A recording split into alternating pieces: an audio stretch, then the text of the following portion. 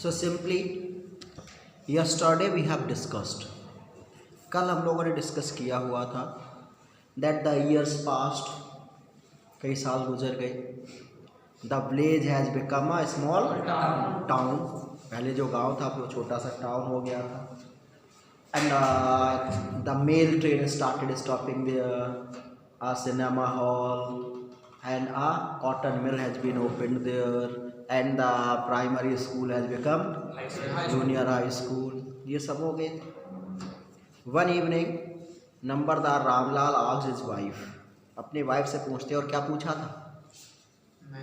Whether I have to accept Vishambar proposal और not, क्या हमें क्या करना चाहिए, क्या हमें विशंबर के प्रपोजल को एक्सेप्ट कर लेना चाहिए या नहीं कर लेना चाहिए. तो उसकी वाइफ ने क्या कहा था? Definitely we have to accept. Bholi was lucky that he was getting such a well to do bride groom. Lucky, इतना पैसे वाला लड़का मिल रहा है. He had his own shop, खुद की बड़ी सी दुकान है, बड़ा घर है. And I heard that many thousands in bank also. And moreover, सबसे बड़ी बात, he was not asking for any dowry. कोई भी डाउरी नहीं मांग रहा. तो उसे कहा it is right but he was not so young yet. ये तो सही, लेकिन इतना जवान भी नहीं है. He was about my own age, लगभग मेरी एज के बराबर है. And the kids of his first wife was also quite grown up. और उसकी पहली पत्नी के जो बच्चे वो भी काफ़ी बड़े हो गए. देन सी सेड, तो उससे क्या कहा था? For a male 45 and 50 it is not a great age. And if we would not accept this proposal, then Bholi would never get married. We are lucky enough that he was from another village. हम लोग भाग्यशाली है कि वो दूसरे गांव से. He didn't know about Bholi's poke marks. He didn't know about her lack of sense. वो नहीं जानता कि भोली के ब्लैक कलर के मार्क्स हैं, चेचक के दाग है. वो नहीं जानता कि उसके पास दिमाग नहीं है. इसलिए we have to accept his proposal. तो नंबरदार रामलाल ने कहा कि we should accept. Proposal was accepted, marriage was set up and on the fix date नंबरदार Ramlal came along with a big बारात. एक बड़ी बारात के साथ आया. जो ब्रास बैंड था आगे आगे बजाता हुआ चला जा रहा था. और नंबरदार Ramlal was there on a decorated horse, है ना, सजे वजे घोड़े के ऊपर चढ़ा हुआ चला आ रहा था. And when he was about to garland, और जब उसे जयमाला का टाइम हुआ, माला पहनाने वाला था, तभी क्या हुआ? Someone slipped back the well from back side. भोली का किसी ने पीछे से घूंघट खिसका दिया. और जैसे ही घूंघट खिसकाया, he looked at her face. Vishambar Nath ने उसके चेहरे को देख लिया. और जैसे ही उसने चेहरे को देखा, हिज हैंड पॉज्ड, हाथ वहीं रुक गए. एंड व्हाट डिड ही से टू हिज फ्रेंड, अपने दोस्त से क्या कहा? Have you look at her face, देखा उसका चेहरा? ही हैज़ ब्लैक पोक मार्क्स, उसके तो ब्लैक कलर के मार्क्स हैं. तो उसके फ्रेंड ने क्या, so what, you are not so young either, तुम भी कौन से जवान हो, कर लो. तो उसे कहा था मे बी, जो लास्ट स्पीच जो कल हम लोगों की थी वो यही थी, मे बी, हो सकता है मैं जवान ना हूँ, but I would not get marry with her, लेकिन अब मैं इससे शादी नहीं करूँगा.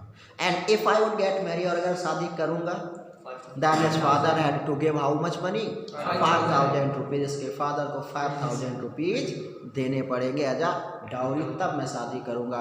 यहाँ तक हम लोगों ने किया हुआ था.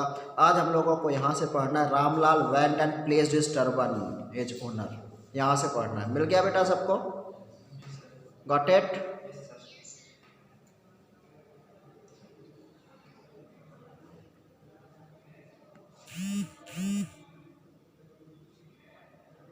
श्रुति मिल गया बेटा?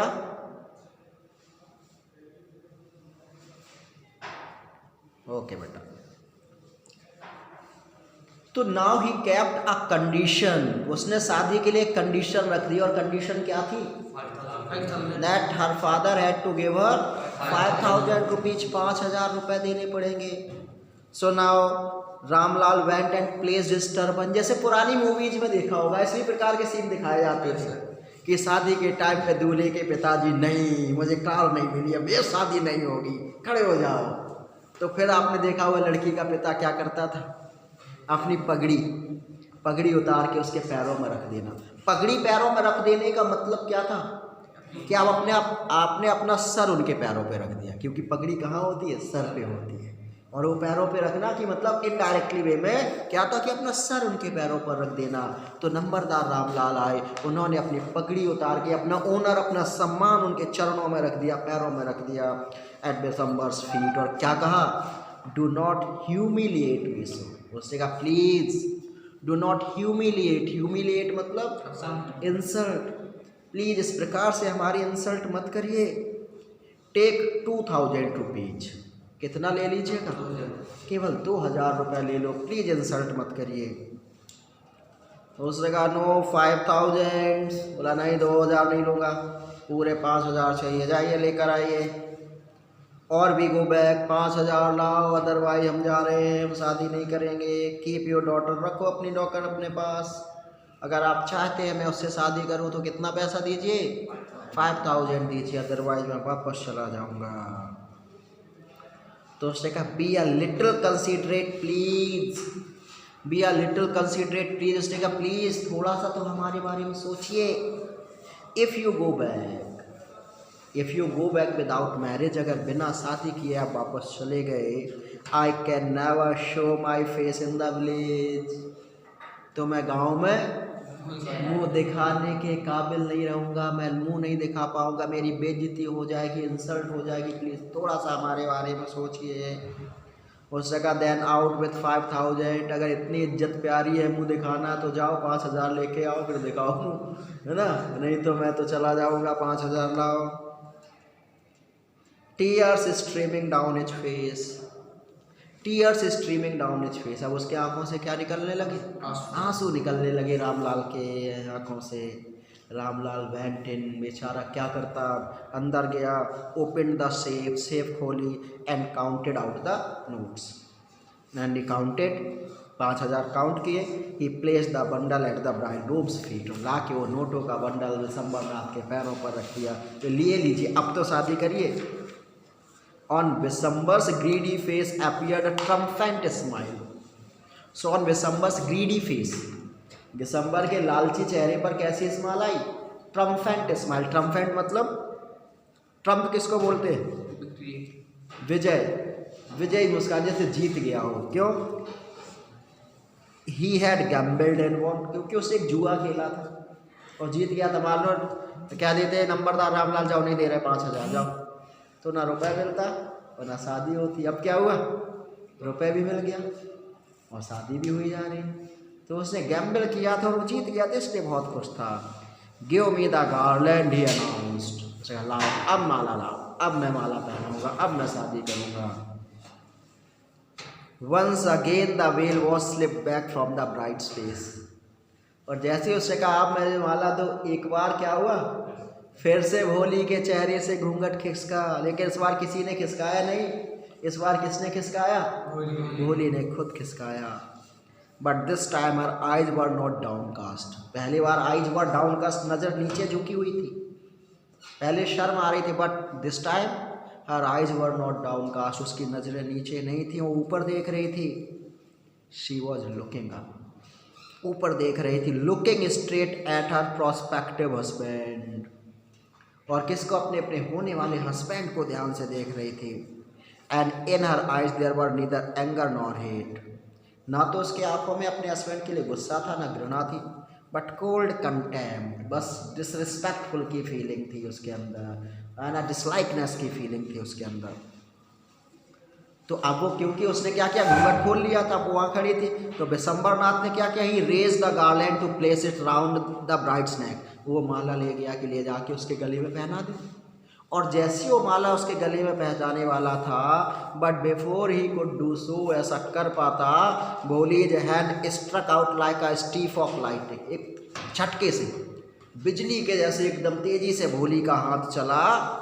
And the garland was flung into the fire, माला उछल के कहाँ गिरी जाके, जो फेरों के लिए आग जलाई गई थी ना, उस आग में गिरी जाके।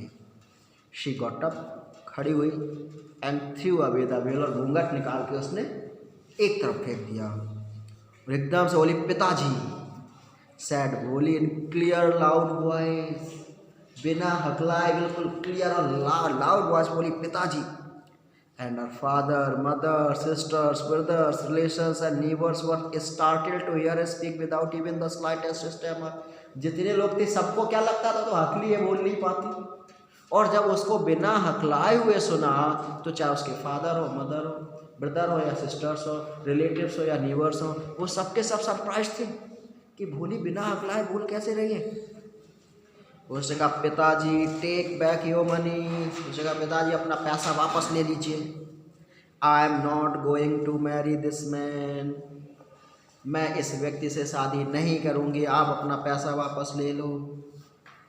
Ramlal was thunderstruck, thunder shocked, Ramlal एकदम से शॉक्ड था। The guest began to whisper, और जो गेस्ट आए थे वो सब विस्पर था, वही फुसफुसाने लगे, काना फूसी, वो क्या सो सेमलेस, सो अगली एंड सो सेमलेस, क्या धीरे से देखा कितनी निर्लज्ज है, बिल्कुल शर्म नहीं है, इतनी बदसूरत और इतना मुंह चलता है, कितनी बेशरम बेहाया लड़की है, कितनी निर्लज्ज है, सब शुरू हो गए। Bholi are you crazy shouted Ramlal, तो रामलाल एकदम चिल्ला के बोला भोली क्या तुम पागल हो गई हो, you want to disgrace your family by doing this, ये करके आप अपनी फैमिली को डिसग्रेस कर रही हो, आप उनकी इंसल्ट कर रही है। Have some regard for our इज्जत, थोड़ा तो हमारी इज्जत के बारे में सोचिए, ये मत करिए प्लीज। तो भोली ने कहा for the sake of your इज्जत सेड भोली, भोली ने कहा पिताजी आपकी इज्जत के खातिर ही तो I was willing to marry this lame old man, केवल आपकी इज्जत के खातिर ही मैं इस बूढ़े लंगड़े से शादी करने के लिए तैयार था। बोले मैं केवल आपकी इज्जत के लिए इससे शादी करना चाहती थी, और but I will not have such a mean, लेकिन मुझे इतना मीन का मतलब खुद घर नहीं, जिसको हम लोग बोलते हैं अपने यहाँ नीच, है ना, इतने मीन, ग्रीडी, लालची एंड कंटेम्प्ट विल कावर्ड, बिल्कुल डरपोक आदमी, कायर व्यक्ति, इससे मुझे शादी नहीं करनी, मुझे ये अपने हस्बैंड के रूप में नहीं चाहिए। आई वुडंट, मैं इससे बिल्कुल भी शादी नहीं करूँगी, बिल्कुल नहीं करूँगी, बिल्कुल नहीं करूँगी। What a shameless girl, we all thought she was a dumb harmless डम काउ, तभी किसी ने कहा अरे ये तो बिल्कुल निर्लज्ज लड़की, शर्म नाम की चीज़ नहीं है इसे, हम तो सोचते थे बेचारी सीधी गूंगी गाय है, ये तो इतनी बदतमीज है, देखो बेहा कहीं की, बेशरम कहीं की। तो भोली turn violently on the old woman, और जिसने कहा था भोली गुस्से से उसी लेडी की तरफ मुड़ी, बोले यस आंटी, हाँ आंटी बिल्कुल सही कह रही, यू आर राइट, आप बिल्कुल ठीक है। You all thought I was a dumb driven cow, आप सबको लगता था मैं बहरी गूंगी सीधी गाय हूँ।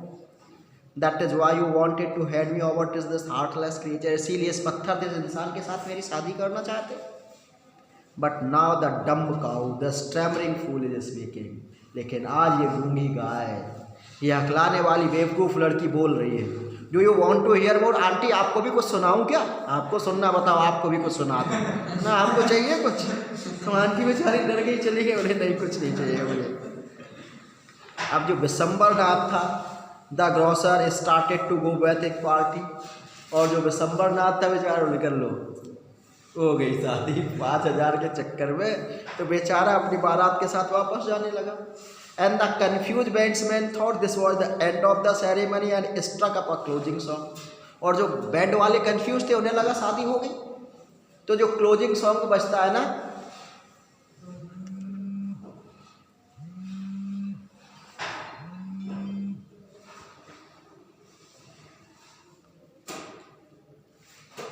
आवाज आ रही है बेटा, गेटिंग माई वॉइस, ओके।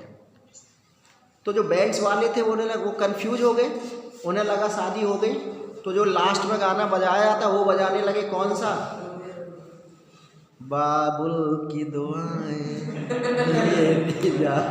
है ना, शादी के लास्ट में यही गाना बजता है ना, तो बैंड्स वाले वही गाना बजाने लगे, उन्हें लगा शादी हो गई, विदाई हो रही होगी, तो वो वही गाना बजाने लगे। उन्हें क्या पता कि राम में हो गई शादी, बिना शादी के विशंबर नाथ जा रहे हैं। Ramlal stood rooted to the ground, और रामलाल अब कैसे खड़ा हुआ था, रूटेड टू द ग्राउंड, ऐसा लग रहा था जैसे जमीन में गड़ गया हो, फिक्स हो गया हो, ऐसे वहाँ पर खड़ा हुआ था। His head bowed low with the weight of grief and shame. दुख और शर्म की वजह से उसका जो सर था वो झुका हुआ था, सर झुकाए चुपचाप वो खड़ा हुआ था। हाँ सर, वो अभी मैं देखूँगा। तो चुपचाप बेचारा सर झुकाए हुए शर्म से दुख की वजह से खड़ा हुआ था। The flames of the old sacred fire slowly died down. So the flames of the sacred fire, वो जो पवित्र आग जिसमें फेरे लगने थे ना, वो पवित्र आग बुझ चुकी थी। एवरीवन वाज गॉन, सारे के सारे लोग जा चुके थे। रामलाल टर्न टू भोली एंड सेड, और जब सब चले गए तब रामलाल भोली की तरफ मुड़ा और बोला, बट वॉट अबाउट यू, अब तुम्हारा क्या होगा? No one will ever marry you now, अब तो तुमसे कोई शादी भी नहीं करेगा, क्योंकि अभी तक सबको लगता कि तुम्हारे पास दिमाग नहीं है, बदसूरत हो, लेकिन अब तो सबको क्या लगेगा, तुम बहुत बदतमीज भी हो, कोई भी शादी नहीं करेगा। What shall we do with you, अब हम तुम्हारा क्या करेंगे?